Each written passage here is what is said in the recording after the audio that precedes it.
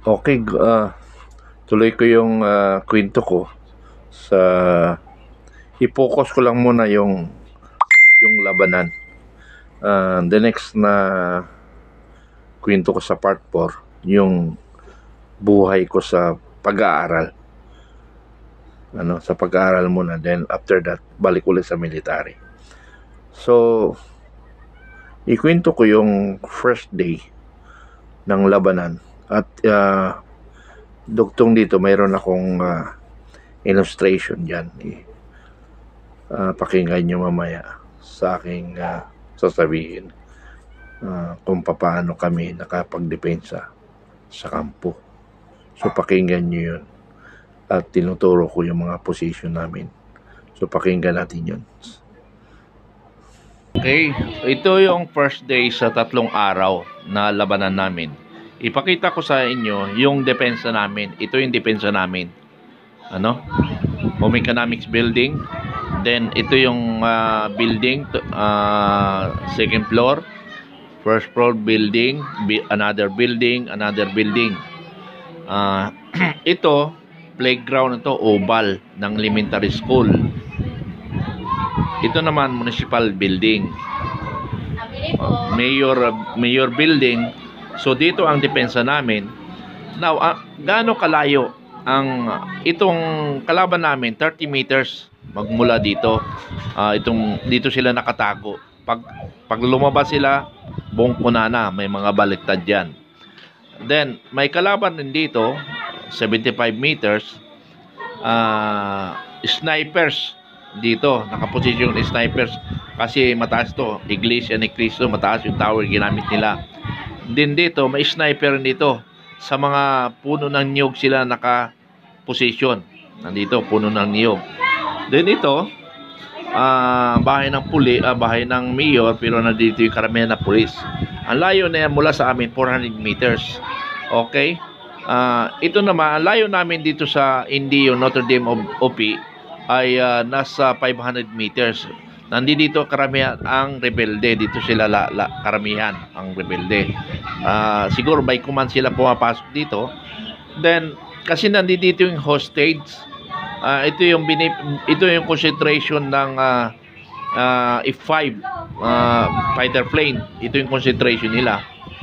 Then, ang kalaban namin ay magmula dito, dyan, din sniper. Ito, mga kalaban ito, marami yan sila, dumadaan lang sa amin kasi daan ito, kalsada ito, kalsada.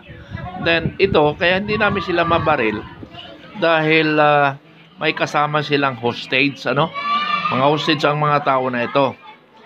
So, nagkakawayan lang kami, parang pelikular, kakawayan kami. Hindi namin sila mabaril dahil may kasama silang hostage. Ang layo yan sa amin, nasa 250 meters lang ang lapit. 250 meters ang layo sa amin. Ito, mga 300 meters. So, in the first day, nag-attempt silang umatak kasi yung tropa namin nahati sa Alpha Bravo. Yung advance party nandito sa gabi. Sa gabi. Sabi ko nga, nabanggit ko nga noon, 3 days sila sumulat sa amin. Yung 3 days pala, consolidation. So, nag-attempt sila. Bumalik na kasi dito, natulog na, nagkapi ng iba. Wala na naitira dito. Ang Claymore man naiwan pa. Pero babalikan sana, timing lang na pagbalik ay pumutok na. Kasi yung pala, gumagapang na sila sa amin. So, mamaya may other details ako ipaliwanag dyan. Ito yata ang nakatama sa aming kasama in the third day. Natamaan, kabady ko yun.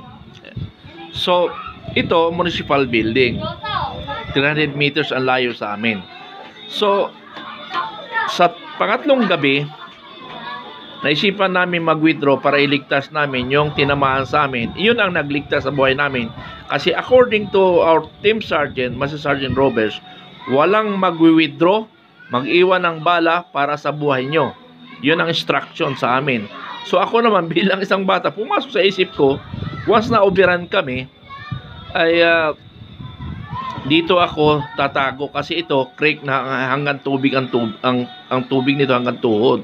So may mga water lily. So ang water lily gagamitin ko 'yon pinaka-shade ko at gagamit ako ng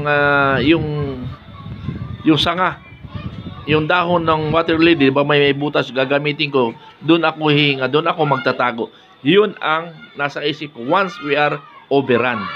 So, timing lang naman na may tinamaan yung body ko mismo, si Den Pips Aton, yung body ko yun. Body ko yun siya. Bumaliktad siya.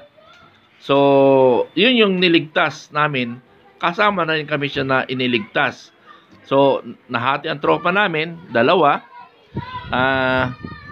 Yung siyam na pumunta dito, tapos yung 8 dito kami. Dito ako sa grupo, sa may kasama namin ang wounded dito sa 8. So, may importante palang naiwan dito, binalikan ni Master Sergeant Dacuco o din Staff Sergeant Dacuco, binalikan niya. Hindi ko alam kung sino yung kasama niya, mga PFC yata. So, ang naiwan sa amin dito, 3 lang. Pangatlo ako at saka yung wounded. Okay, naputol yung usapan dahil may tumawag. Anyway, sa next episode sa part ko, ituloy ko kung ano ang nangyari sa aming labanan. So, yun ang kasunod. Subaybayan lang.